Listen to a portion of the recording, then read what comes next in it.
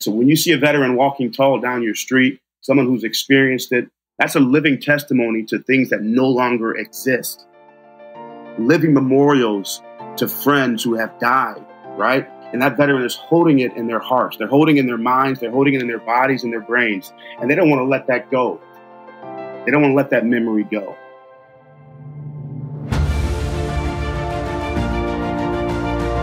Hello and welcome to the Daily Helping with Dr. Richard Schuster.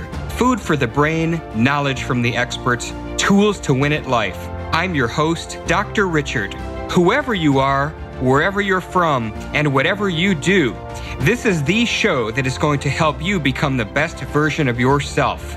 Each episode, you will hear from some of the most amazing, talented, and successful people on the planet who followed their passions and strive to help others. Join our movement to get 1 million people each day to commit acts of kindness for others. Together, we're going to make the world a better place. Are you ready? Because it's time for your Daily Helping. Thank you for tuning into this very special Veterans Day edition of the Daily Helping podcast. I'm your host, Dr. Richard. For those of you finding the show for the first time, the Daily Helping's mission is to help you become the best version of yourself to make the world a better place. This past summer, I was asked if I would produce an episode with a particular emphasis on combat veterans and post-traumatic stress disorder to help raise awareness in the general public about this issue. Whether you know someone who personally served in the military or not, PTSD is an issue that impacts nearly 25 million people alone in the United States, or roughly the population of the entire state of Texas. Recent studies also suggest that women are twice as likely to suffer from this disorder as men. In today's episode, we're going to hear from two outstanding guests. The first is going to take us through PTSD from the standpoint of diagnosis and treatment, while the second will share his very powerful and personal story of his own battle with post-traumatic stress after his time serving in the Middle East and what he's doing today to help other veterans battling this disorder. Lastly, we have some outstanding organizations who need your help to continue the great work they are doing to help veterans, and we'll share those at the end of the show so you can help make a difference in the lives of those who are impacted by PTSD. And now, I'm proud to introduce today's first guest, Dr. William B. Lawson. Dr. Lawson is a professor of psychiatry at the Dell Medical School at the University of Texas in Austin. He is also the professor of psychology at Huston-Tillotson University and the director of Health Disparities Policy and Research at Austin Travis County Integral Care. He received his PhD from the University of New Hampshire and his MD from the Pritzker School of Medicine at the University of Chicago. Dr. Lawson completed his residency at Stanford University and a fellowship at the National Institute of Mental Health. He has had multiple academic and leadership positions, including Chief of Behavioral Health and Medical Director in both state and federal positions. Dr. Lawson received the 2014 Solomon Carter Fuller Award by the American Psychiatric Association and the 2017 George Winokur Clinical Research Award from the American Academy of Clinical Psychiatrists. He has over 200 publications and is the editor of the Journal of the National Medical Association. Dr. Lawson, thank you so much for coming on this very special episode of the Daily Helping podcast. Thank you. So I wanted to begin and really have you explain to everybody what PTSD is. A lot of people, maybe they've seen it or heard the term on a movie, but they don't really know from a clinical standpoint, of course, what is post-traumatic stress disorder. So walk us through what it is, how people can get it, and then we'll go from there. Yeah, the basic idea is that it was known for a long time that people that are exposed to overwhelming or life-threatening stress, that they can strong symptoms that aren't just anxiety, but more than that. And not only do these symptoms are disruptive, but they're also persisting. So when a person is exposed to an extremely traumatic experience, they don't just forget about it and walk away. They continue to re-experience it, can go on months and sometimes years. What we now recognize is that it's not just folks get anxious, they also see the world in a different way. They begin to disturbances in terms of sleep, wakefulness, how they relate to others. And also they begin to have feelings of in the body of being autonomic reactivity. Benign events tend to be stressful, and also that they're just not as reactive to extremely stressful events as they once were. So you've talked about that this is precipitated by exposure to a traumatic event.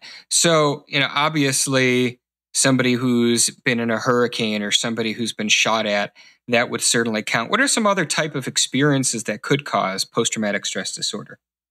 That's where we get the sometimes disagreement about whether or not the experience is true, quote, post-traumatic stress disorder. We recognize that a life-threatening event, I mean, most of us will agree, is that kind of experience. And also such life-threatening event to friends or family, that you may be aware of such an event and that it may have some relevance to you.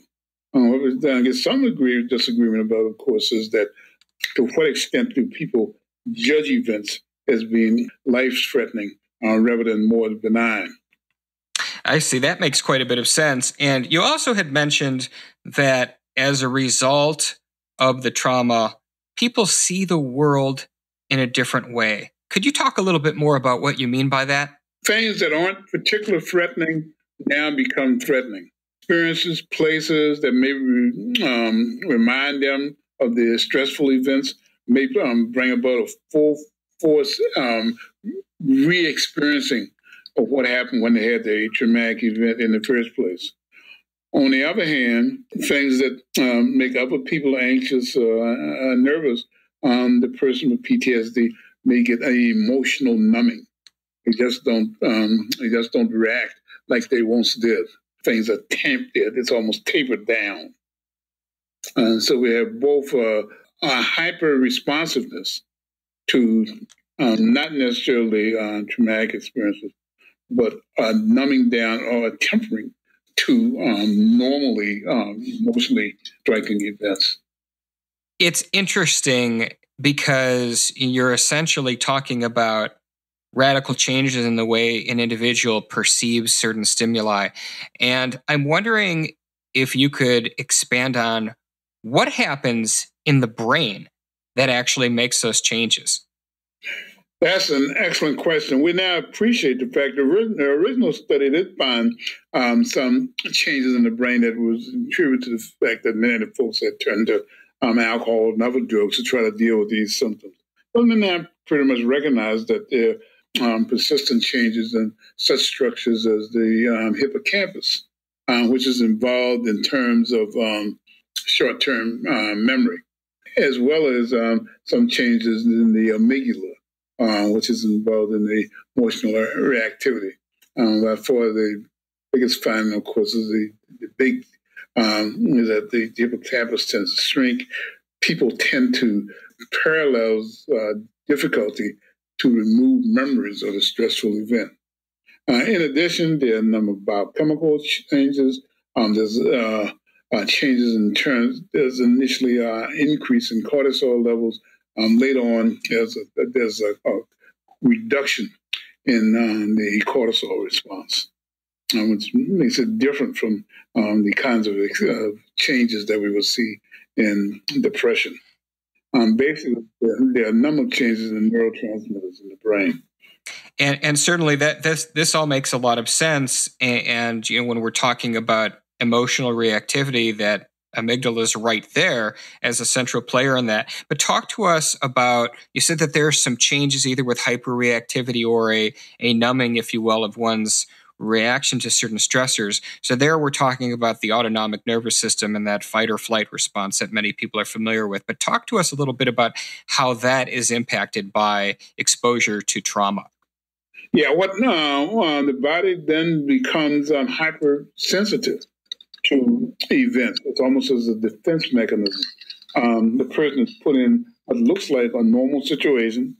There may be car backfiring or dog coming out of the corner of the side, and the person's response is to feel as if they're being besieged by something that is a threat to their lives, and react accordingly.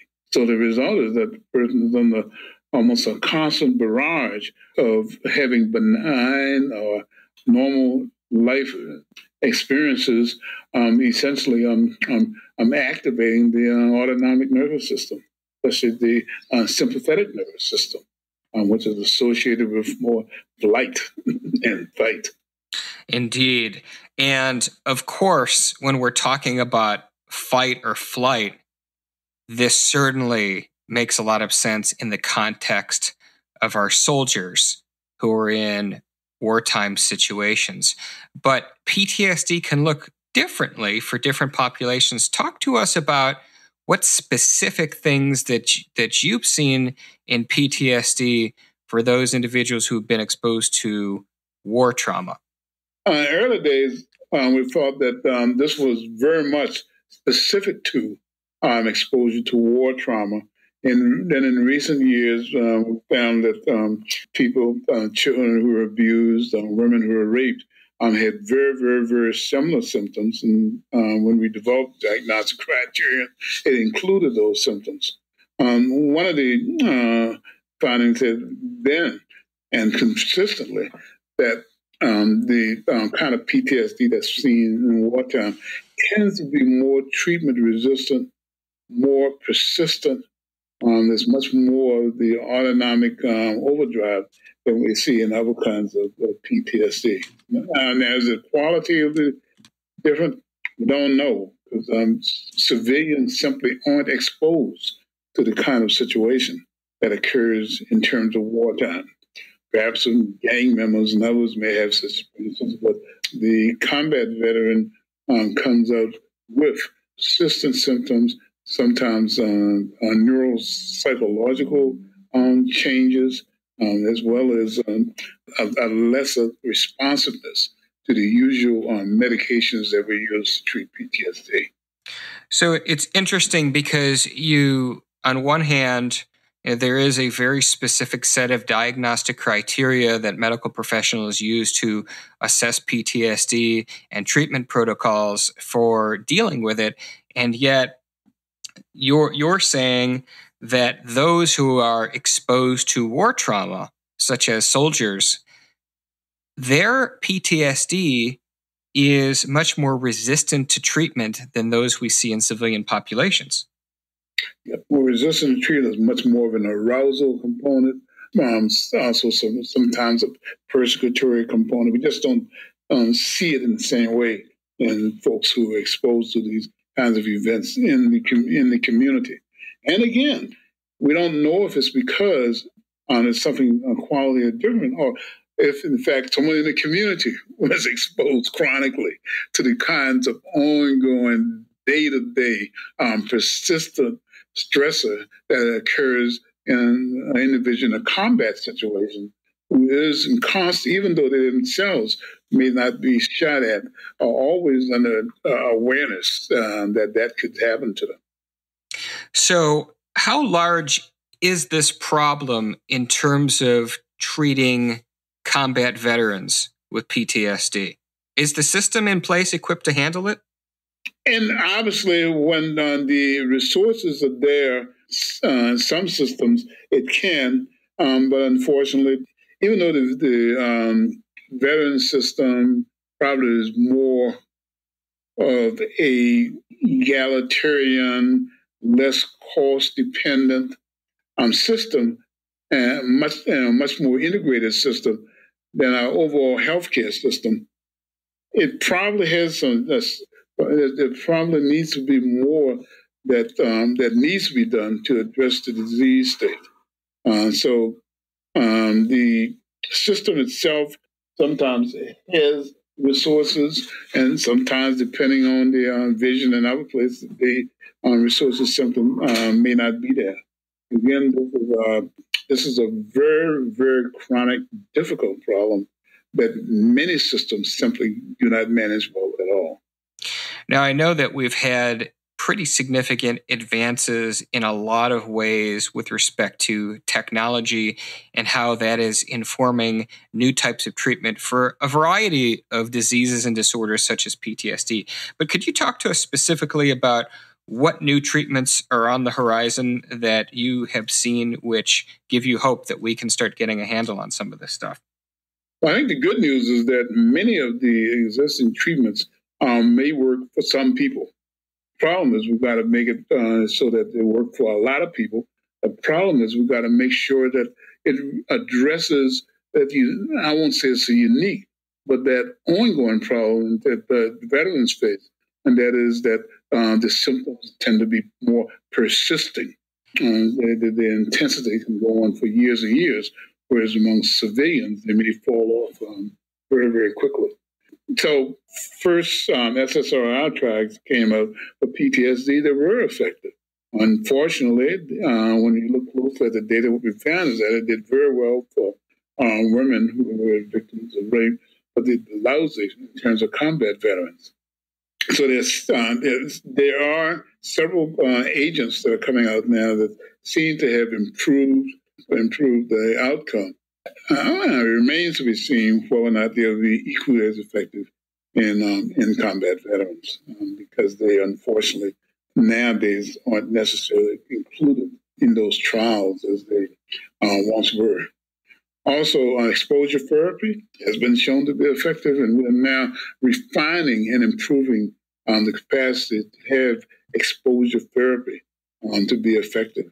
Now, using internet procedures, we're now combined with various kinds of manual techniques that activate the vestibular system to be able to improve outcomes.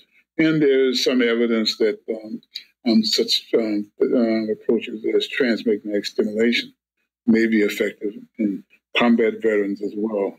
Some folks that strongly believe that cannabinoids, marijuana, and others may have some benefit for listeners to recognize that there's over 100 different metabolites related to cannabinoids, and what we're finding is that not all of them are effective. There are some that may have some medicinal effect that I think we need further results to be able to clarify their role. So it is encouraging that there is some evidence that the treatments, new and old, can work, but it's simply, as you said, a matter of allocating the appropriate resources, which can be a problem. And the other problem I just want to mention is that there are also some unique problems in terms of the African-American and sometimes the Latino veteran. As in other systems, African-Americans tend to have less likely to gain access to the newest, most effective treatments. Also, misdiagnosis is much more common among African Americans than among other groups. So folks may be responsive, but they may be getting the wrong treatment for that person because they've gotten the wrong diagnosis or were diagnosed late. PTSD, like anything else, responds better when a diagnosis is early and treatment is intensive initially. That makes a lot of sense. And I wanted to also ask you a question for those that are listening but don't know. PTSD is diagnosed using the DSM-5, the Diagnostic and Statistical Manual, 5th edition, which essentially is the guidebook that psychology and psychiatry use to make these diagnoses based on diagnostic criteria.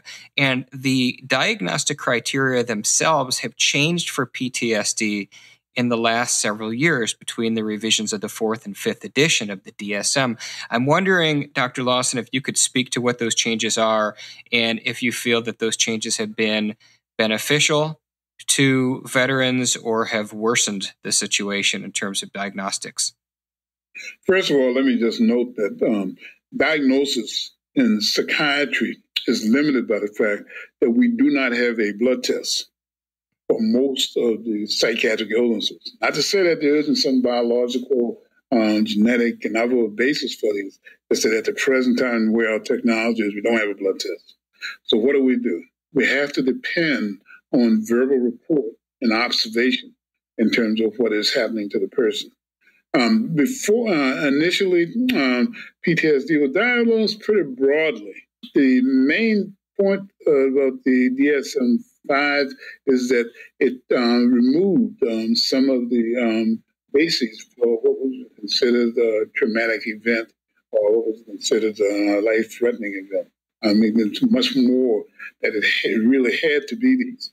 Not to say that the other cases can't cause PTSD-like symptoms, but when we look at large populations, that's what we find, and it's a problem because there have been clinical reports of individuals who literally stepped on the ground in Vietnam, no shooting shots, nothing, and developed persisting symptoms, but they would not admit modern-day criterion for PTSD.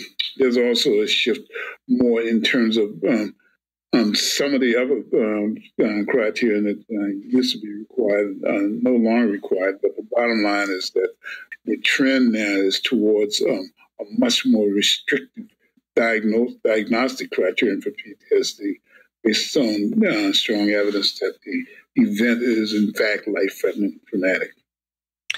Do you feel that these changes have been helpful or more prohibitive in veterans getting the help that they need? I think they're more prohibitive. Again, those of us who work clinically have seen that some of these symptoms that they no longer consider life-threatening, or in the veteran may in fact very much have felt they were life-threatening. And I think a lot of it has to do with the fact that when they develop the criterion, this is again based on groups, it's based on people who had PTSD in a civilian population, and not as used to be in the past, on the kinds of experiences that the veterans have.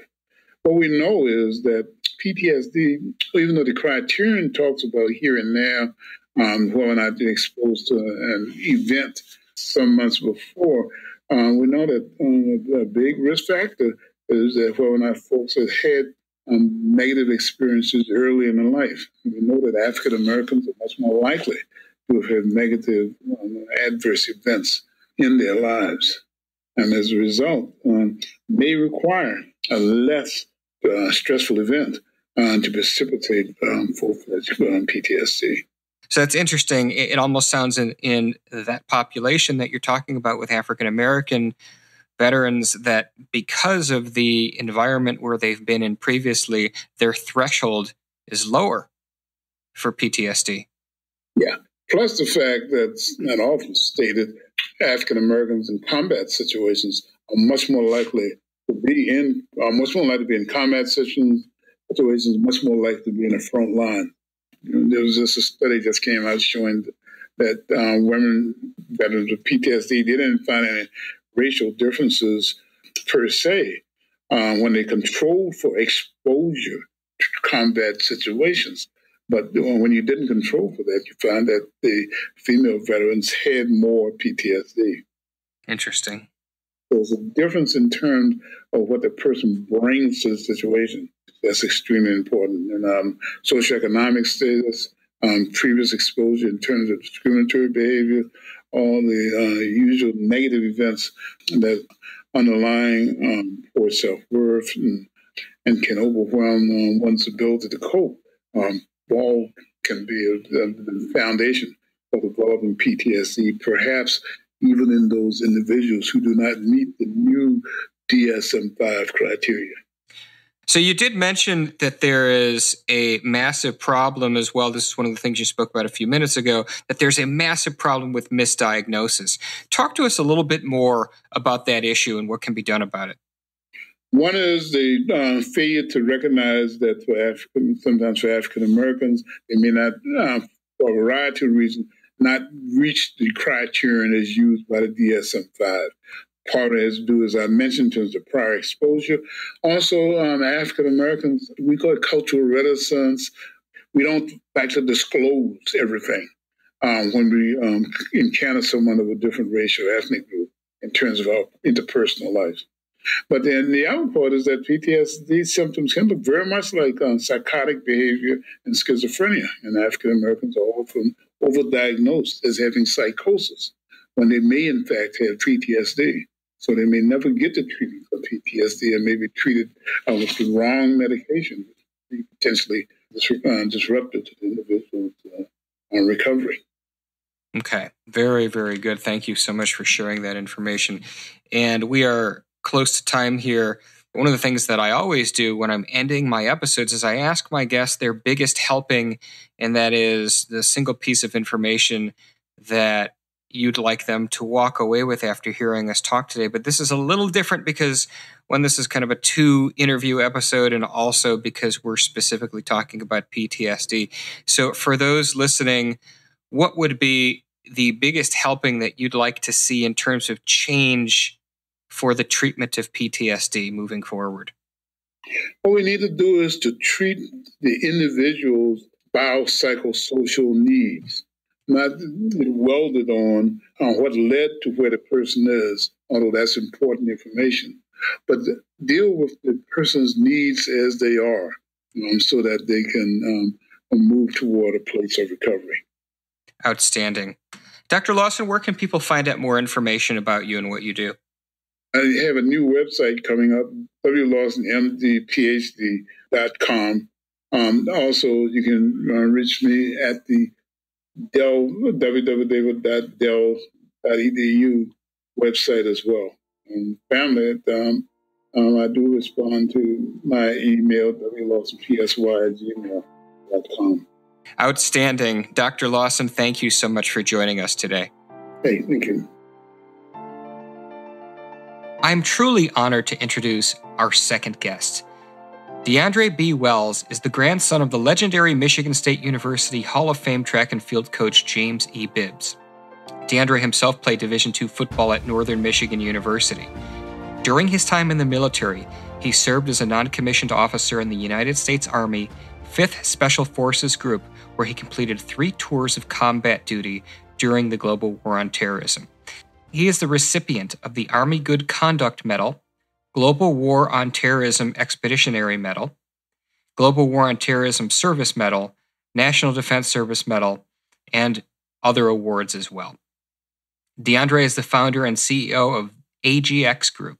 AGX is a premier provider of business support and integrative health management services, including PTSD intervention solutions.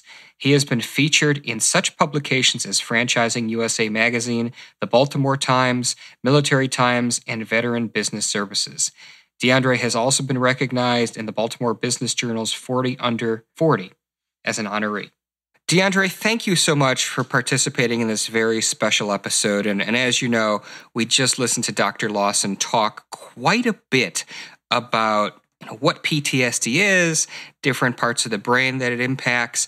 But I'm grateful that you were able to come on this episode because you can talk about how PTSD has impacted you personally as a veteran. And then we'll also talk about what things you're doing to help other veterans. So if you would, take us back and tell us your story about your time in the military, and we'll begin there. Sure. Thank you, Dr. Schuster. I'm excited to be on, and I'm honored and privileged. Thank you for hosting this show. Thank you for what you're doing, and thank you for giving us the opportunity. So I joined the Army in 2000 after coming out of college. I played college ball up north at Northern Michigan University, telling people I was ill-prepared for life. And so I decided to join the military. I was walking on the street, and I walked into the recruiting office and I said, hey, what should I do? And so I joined the military as an 09 Bravo, which was an unspecified MOS. And then from there, I was able to kind of graft into what I wanted to be. I went to basic training at Fort Leonard Wood, Missouri. And this is where, from there, I did AIT training in Virginia. And from AIT training, I went to airborne school in Georgia. And then air assault school. And then from those particular schools, I was stationed at Fort Campbell, Kentucky with the 5th Special Forces Group. So I tell people I didn't join the Army really to, be on the front lines. And I really joined the Army at that time because I wanted to readjust my life. And I thought that the Army was the best place to do it. And so it was. And I joined this unit, and these were some some solid men, Green Berets, who were to the core in all that they did. And I had the best time of my life and some of the worst times in my life. I spent from 2000 to 2005, 4 years. My whole active time in the military was in the Middle East, from Jordan to Iraq, Najaf, Baghdad. We were there constantly under fire. So it was hell. I came out in 2004 after my last tour with this Special Forces group. We were in Najaf, Iraq, living in the house, living in the city of Najaf, 5 clicks from the mosque that the Prophet Muhammad supposedly grew up out of. And so you can imagine the pressure and the hell we experienced by being in that environment. We were behind, the house that we lived in was behind a college, a university in Najaf. And so we befriended the university president, and he was able to give us this large space for us to live in. And it was a unique experience. At that time, there were only 12 of us. And I came on the team after their captain was shot and killed, Captain Tarvlovsky. He was the commander. ODA 525 was the unit, and he lost his life. And that's when I came in to be a part of the team as an extra body. And as an extra body, it was my responsibility to pick up kind of what, he left off, even though another commander did come in and take the place. But an extra body is an extra body, whether you're a machine gunner or, you're interviewing captives or you're interviewing locals. That's what I did. We hired, interviewed, and locals to guard our camp. Come to find out, these guys were raping the locals, college students. So it was crazy, man. It was crazy. So DeAndre, you're over there with your unit. You were pretty close to enemy lines. And was there any one event that you can think to that might have caused your PTSD, or was it, do you think, just the cumulative effect of being over there, your multiple tours and constantly exposed to stress, or both? Yeah, I would say both. More so the latter, the constant drilling of, the trauma or the idea of trauma, the notion that any moment, you could die. The sound of a mortar round hitting concrete is the worst sound ever. The sound of, AK-47s being shot over your head. These were a constant drilling. And for 4 years, this is what we've experienced.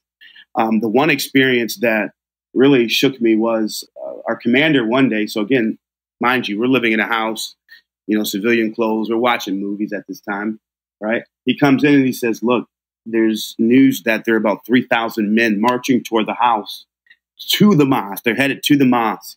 He said, get to the top of the roof and make sure that you take out those who have weapons and those who are, of course, proven to be someone who is aggressive. And so that moment alone for me, man, I had my first out of body experience. I get to the top of the house and I see nothing but infrareds flying over my head, nothing but loud men shouting. Now, mind you, there's only a few of us in this house, so I had no idea of what the end result would be. And I literally felt my body leave my body, and I could see myself, my life slowing down. Everything slowed down. And all I remember was the Air Force showing up. and that was it. And after that moment, I was never the same. I was never the same. What you described, DeAndre, is something that a lot of people who are exposed to trauma do experience, and that is it's referred to as a dissociative state, where essentially, there are missing pieces of time. People feel like they're out of their bodies, as you described. So very common for diagnostically. Do you recall when you found out from your squad mates what happened in that house or during that incident when you didn't have those pieces of memory yourself? Well, yeah, the Air Force came in and, they provided air support. But after that moment, the next morning was the next morning. And that's when we assessed the damage. And that's when things became to, start to come back to me as far as what happened and the carnage that was around and the experience of it. And again, even to this day, even as I talk about, the pieces still come back. And that's the interesting thing about trauma, is that it literally reshapes your body, your brain, your capacity for pleasure and engagement and self-control and trust. And so, I tell people this is a full body experience, and you can't detach it from everyday life. And, some people, 16 years later, this is the war. And yet, this is still a up and coming topic, right? It's still fresh on the minds of our society. And I think that's firmly due to the language being everywhere and it being romanticized, right? And, it's in our pop culture, it's in movies and TV scripts, it's in news and public policy discussions. But yet still, the real issue of trauma and PTSD is lived out in the individual and the body of that individual. And I live that out every day. I live out that statement of him saying 3,000 men going up top, seeing it and thinking, okay, what the hell am I going to do? Excuse my French, because again, I'm with these Green Berets, and I just so happen to be in a support element with this team of guys. So this wasn't my MO, and I had come out of a situation from childhood where I had experienced trauma. So that trauma had already been compounded. So at that moment, my whole life just came to an end, right? My body responded accordingly. And according to the trauma that I had experienced before, my body said, oh no, okay, we're going to escape this, or we're going to freeze. And that's what it did. My body froze. And DeAndre, I want to thank you for being vulnerable and being willing to discuss this so that everybody listening to this really gets an idea of what it is like to experience not only combat trauma, but there's some cumulative trauma that you described as well. And one of the things that you've said a couple of times is that your life was never the same after that day. And I'm wondering if you're willing to talk to us a little bit in particular about what that meant for you, what that would look like. Trauma is a fact of life. Veterans and their families deal with the painful aftermath of combat. 1 in 5 Americans, for example, have been molested. 1 in 4 grew up with alcoholics. 1 in 3 couples have engaged in some form of physical violence. And so when that's engulfed into your upbringing, when that's a part of your upbringing, it's going to be a part of you for the rest of your life. The only way to really assess the traumatic experiences is to relive them, if you will, in a safe environment. And so my wife, who I've been married to for 13 years, has been my rock. She was trained to be my caretaker after I was medically retired from the military, diagnosed with post-traumatic stress disorder, 100% total. And so she came on board, and she was the one assisting me going through every step of the way, every day, with the nightmares, the bouts of depression, the moments of anxiety, the times when I'm forgetting things, and the times when I'm drinking and driving, the times when I'm drinking before I go to work. And these are the things that my wife dealt with. She was on the front lines of this, and I traumatized her. I traumatized her because, of course, obviously, trauma is relative. And that was her first time ever seeing something like that. She came from a great background. Her family, it was phenomenal. And so here is this experience where I'm taking her through every day. And it's disturbing to her ontological security. And so she's wondering what's going to happen the next day. Is this going to be the last time he takes a ride with alcohol? Is this going to be the last time he goes to work and, he takes a 6-pack with him? What's going to happen? And so that's something she worried about every day. It got to a head where, here I am making 6 figures in sales education, always looking for the dragon. We're chasing the dragon is what we call it, because the rush that you get from these experiences in combat or the schools, we're always looking for it, right? And so on a daily basis, that was my battle. I was getting up to find that rush, either to suppress the pain that I was dealing with or to find the rush. And in 2012, that's when it kind of came to a head for me. I was drinking on a daily basis.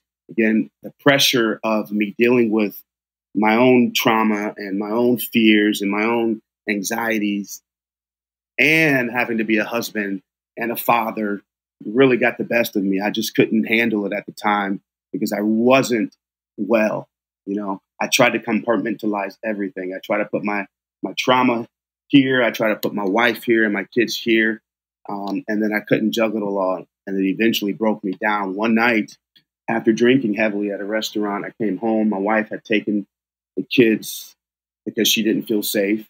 And I came home angry, upset at 1 o'clock, 2 o'clock in the morning because they were gone. And I flipped and I called her and she didn't pick up. And so I got really angry.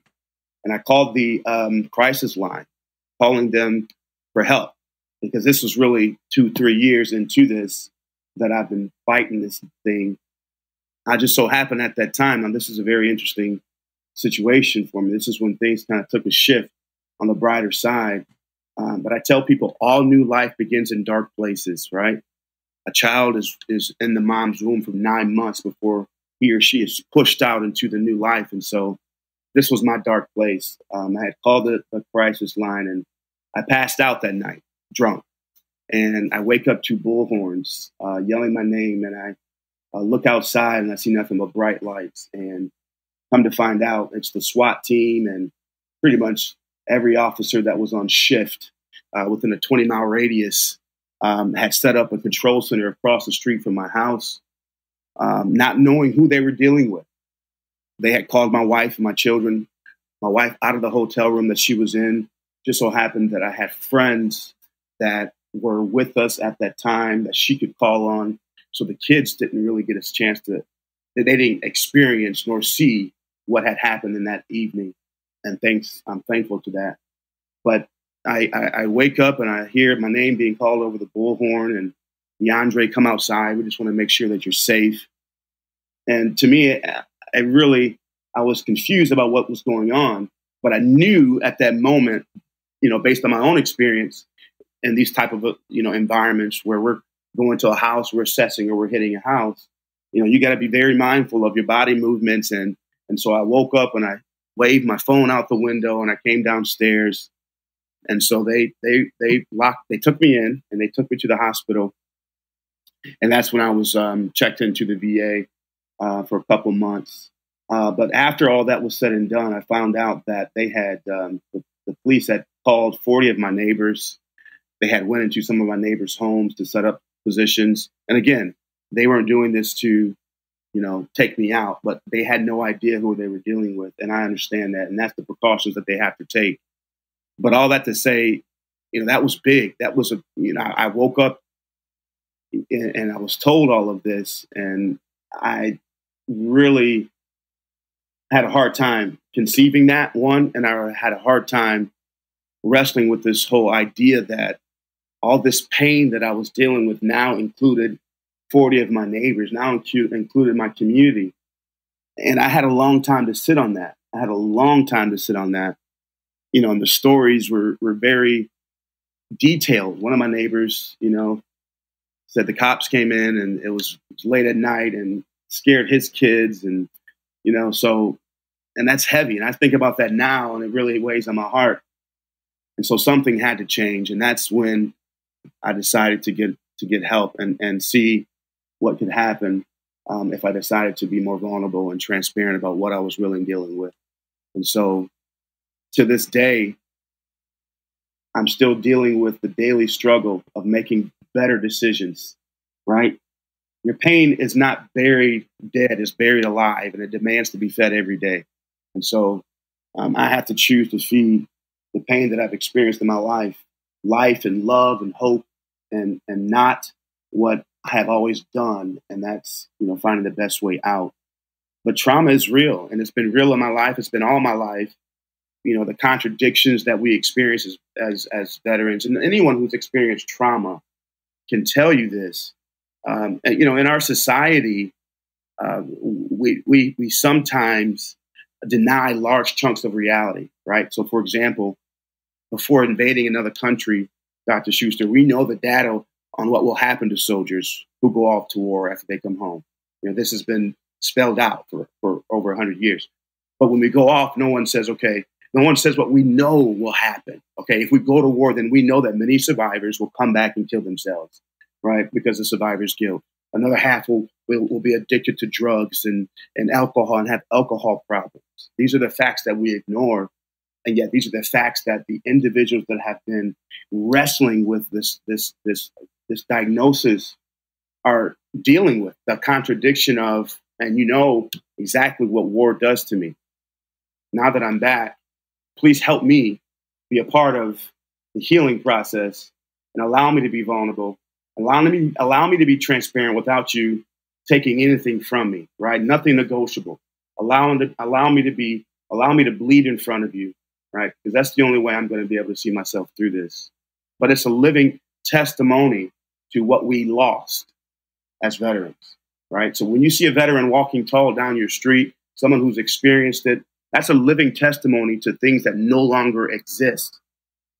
Living memorials to friends who have died, right? And that veteran is holding it in their hearts. They're holding it in their minds. They're holding it in their bodies and their brains. And they don't want to let that go. They don't want to let that memory go, right? We win with this ideal, right? Very idealistic, and we came out broken because we relied on our comrades. We're not going to let that go. And so, trauma and PTSD, the whole diagnosis, like I said, I think it's all relative based on your individual experiences. There's so much to say about it. It's very easy to diagnose, but the solutions are very difficult to come around. And the solutions are discovered every day on an individual basis, I'm telling you. DeAndre, again, I wish to thank you for being vulnerable and sharing this experience with our audience. I think one of the things that is so powerful about your story in particular is that, as you said, solutions are around us and new solutions become apparent every day. You took your traumatic experience and you shifted that into an opportunity to help other veterans by the organization that you created, which is exceptional. Would you be willing to take some time and talk to us about the AGX group and what you're doing there? Yes, certainly. So coming out of the VA hospital, I was about 270 pounds, close to 300 pounds. My average size coming out of the military, and even while in combat, I was about 190 pounds, wet, maybe 185. So coming out, I was deeply depressed. It just so happened because of my experience as an athlete, it was very easy for me to be acclimated with getting back active again. This is my strong point of view. Trauma is a full body experience. It's lived out in the body. And so therefore the body is going to be the very first conduit, right? That's going to experience the beauty of healing.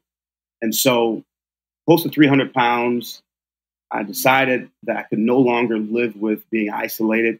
Contrary to popular belief, veterans despise isolation. We are civic leaders. We want to be a part of our community. We see solutions, and we know how situationally things can be managed, right? So that's what I did. I had the warrior inside of me stand up because I had something to say, right? I had something to say because of the pain that I experienced and the pain that I brought others in. I had something to say for them as well. And so I decided one day to go to the Department of Veteran Affairs, which is the vocational rehab division, as a benefit of mine.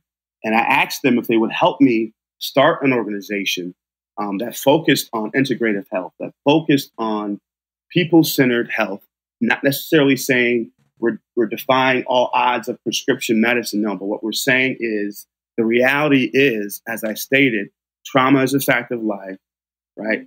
Veterans who live through it are now standing up for themselves and saying, okay, we want to be a part of our solution. And so my mantra was that what you do for me, without me, you do to me. And so I started AGX Group, which is a premier provider of business support and integrative health management services. I started it as a service-disabled veteran-owned small business, federally certified, to be able to compete for federal contracts under the integrative health industry.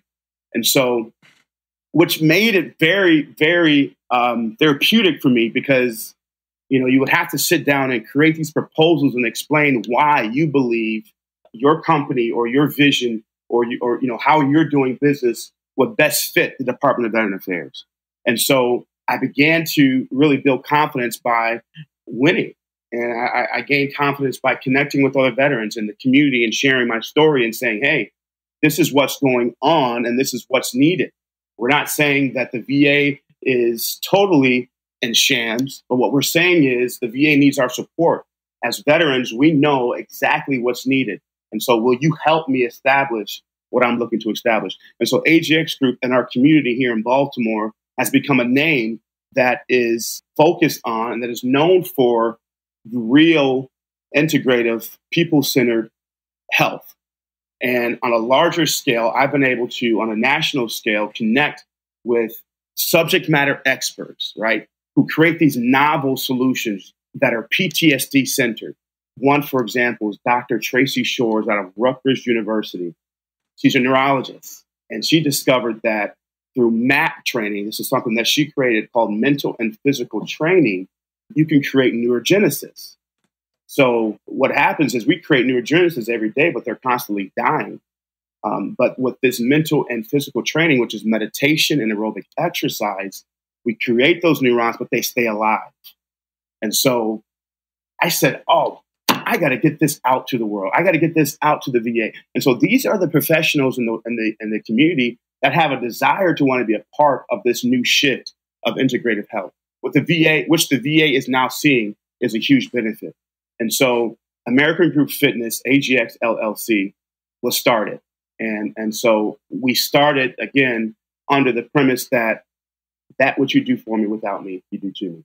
And I want to be a part of the process. I want to bring veterans into the process so we can really be a part of the change, the shift that's happening. Our post 9/11 veterans and our Vietnam War veterans, bless their hearts, much of what we experience now is because of them. The benefits that we have now is because of them. A lot of them were left out. And so we have a responsibility. And we have a responsibility to our communities.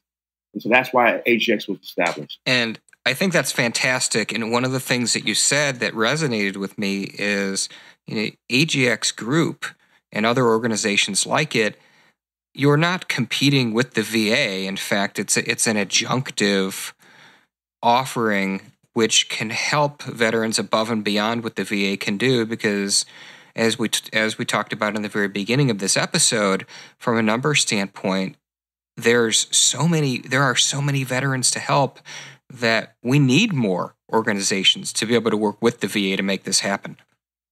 Yep, exactly.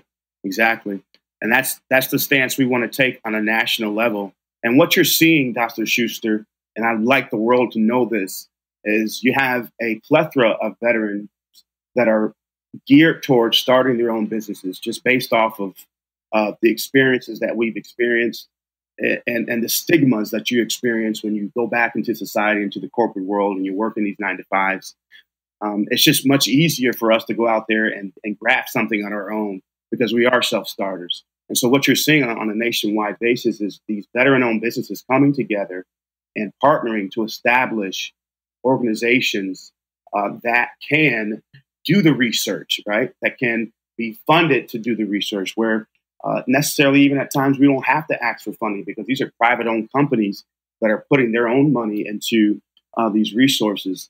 But we need everybody to be a part of it. We need the communities, we need the municipalities, the state and the federal agencies to consider this a reliable reality towards a solution of dealing with lifelong trauma, and that allow those that are injured, even while they're in the process of healing, at least those that can now come up and bring others with them, allow us to establish what we're going to establish.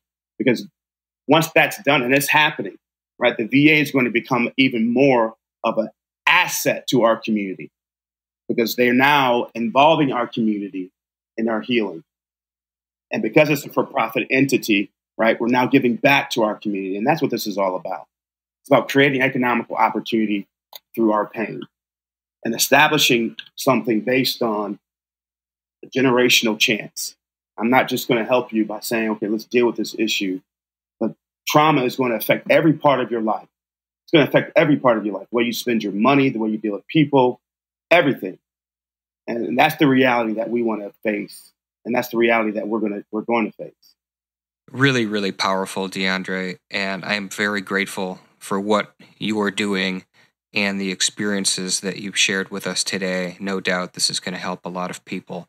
We're definitely, as I mentioned at the beginning, going to link to AGX Group in our show notes for this episode and for those who access it via the Daily Helping app. I do want to ask you the question which I ask everybody because you have such unique experiences to draw from and such powerful ones, that what would be your daily helping for somebody listening to this, whether they're a veteran or not? What's the single most important piece of information you'd like somebody to walk away with after hearing this today? You can't do it alone. We are prone to human connection.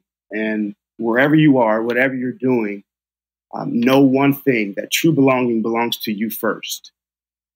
It's discovered within, and it's established by your own decrees. You write the constitution of your belonging, and then you allow others in.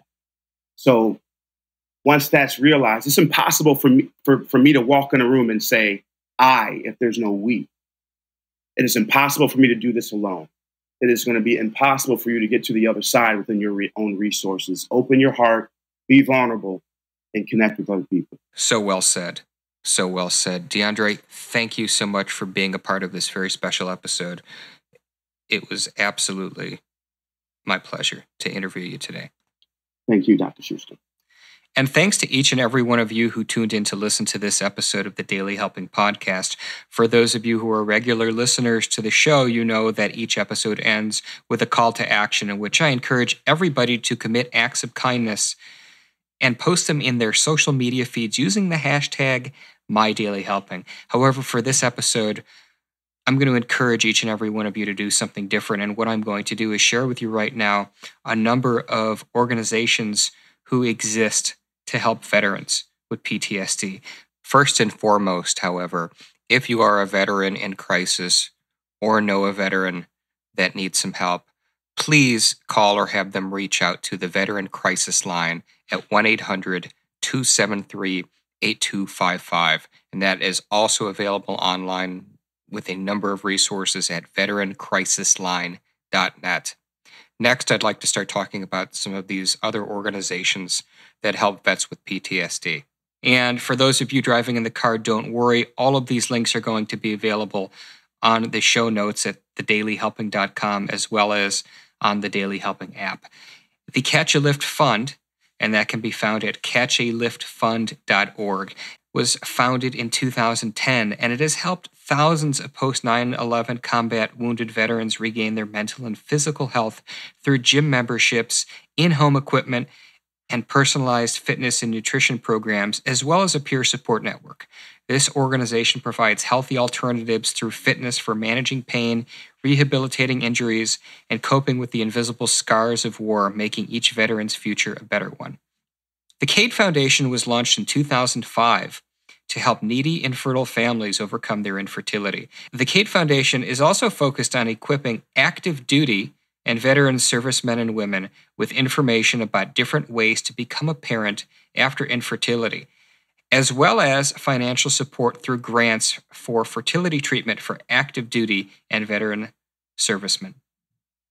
The Purdue Entrepreneurship Bootcamp for Veterans with Disabilities, or EBV, is a program which represents a unique opportunity for those men and women who have sacrificed for our freedom to take an important step toward realizing their own freedom. That is economic freedom through entrepreneurship. This program provides world-class training in entrepreneurship and small business management to veterans with disabilities without any cost whatsoever to the veteran, and they can be reached directly at ebv@purdue.edu. And last but not least, the Vital Alternatives for Healthy Minds program, or VAMP for short. This is a 501c3. VAMP utilizes drama therapy and creative expression to foster interpersonal growth and healthy lifestyles to address social and emotional development, as well as to combat unproductive behaviors. The VAMP Special Project Program for Veterans with PTSD utilizes group process and drama therapy techniques and creative expression to reach therapeutic goals for specific programs. You can learn more about this program at vitalalternatives.org. And again, All of these programs that I mentioned will be listed at thedailyhelping.com and on the Daily Helping app. So please do your part and give to one of these organizations so that you can help make a difference in the lives of the men and women who sacrifice their freedoms for us.